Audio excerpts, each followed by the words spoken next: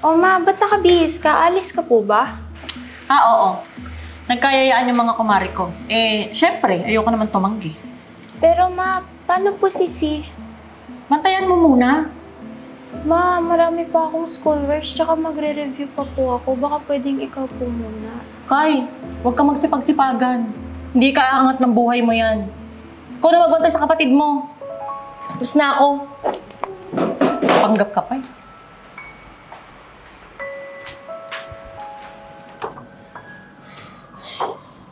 Baby, you eat for ate first, ha? Are you hungry na? Si mami naman kasi. Pwede naman kasing siya magbantay dito.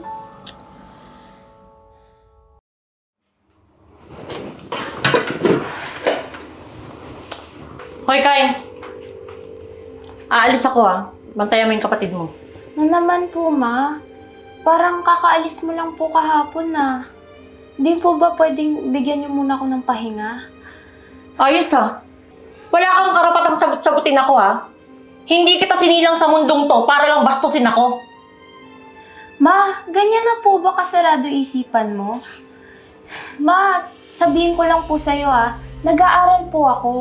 Tsaka, lahat nga po ng gawain dito sa bahay, ako na po gumagawa. Pati po kay Si, ako na po yung nag-aasikaso. Ikaw po, wala kang ginagawa. Tapos, ngayon lang po ako magre-reklamo.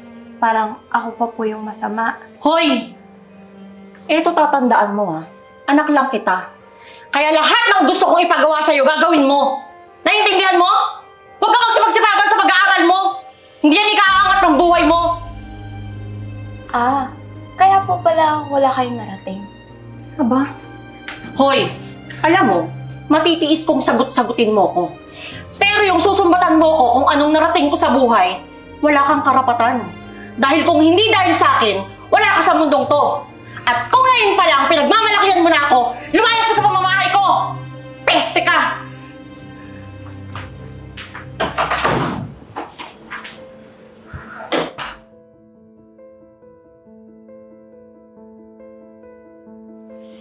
Ay, naku. Be, ano ba yan? Gagala tayo. Di nakabusangot yung mukha mo. Di maipinta yung mukha mo. Ano ba nangyari sa'yo? Ano ba naman kasi? Yung panganay kong anak, kala mo kung sino? Kung hindi naman dahil sa akin, wala siya sa mundong to. Biruin mo, sinusumbatan ako, wala raw ako narating sa buhay. Kapal ang mukha.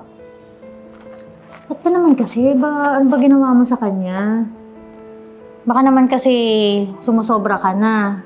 Alam mo naman, iba ang pagdidisiplina sa pag-aabuso. Baka naman naabuso na yung anak mo. Mare, abuso ba yun? Pinapaalaga ko lang sa kanya yung bunso niyang kapatid. Napapansin ko sunod yung pagbabar natin Ano ba? Baka naman kasi hindi na rin nakapag-concentrate sa pag-aaral yun kasi nga pinababantay mo yung anak mo.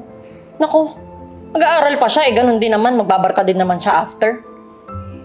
Tigilan niya ako. Well, kung ganyan ang attitude sa'yo ng anak mo, alam mo naman, depende yan. Kung ano yung tinatanim mo sa anak mo, yung dinaanihin mo, kung ganyan ang pakikitungo mo sa kanya, baka gaya nga ginaganyan ka rin niya. Ay naku, di ko alam. Subukan mo kasi muna quality time sa mga anak mo. Bawasan mo na nating paggagala, ano ba? Dalawang anak mo, napapabayaan mo na. Mari, hindi pwedeng ganun, no? Hindi porket nag-anak ako kakalimutan ko na yung sarili ko. Siyempre, kailangan ko pa rin laging mag-enjoy. O siya, nandyan na tayo. Ako na lang dito dadalaw, di ba? At least kasama pa yung mga anak mo. Mari, sukan-sukan na nga ako sa bahay namin Tapos gusto mo dito pa rin tayo? Siyempre gusto ko naman magliwaliw, mag-enjoy. Ganon yung gusto kong buhay. Masya, bahala ka. Ikaw din.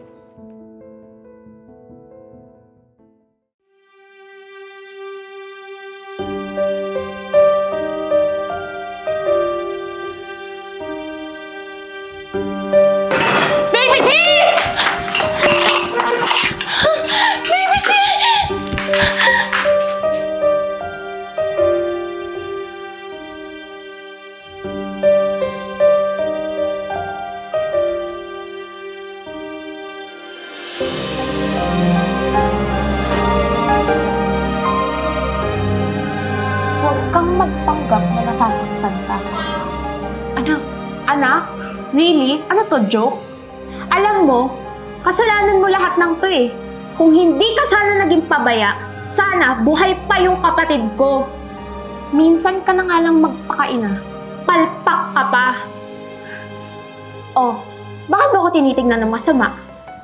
Don't tell me na ako pa rin yung sisisihin mo sa nangyari. Tandaan mo walang ibang dapat sisihin dito kundi ikaw at ikaw at ikaw lamang. Total, wala naman na yung kapatid ko. So, wala nang dahilan para magstay ako sa'yo. Tsaka, di ba, simula naman noon, nagpipiling dalaga ka. Kaya ngayon, wala ka ng anak.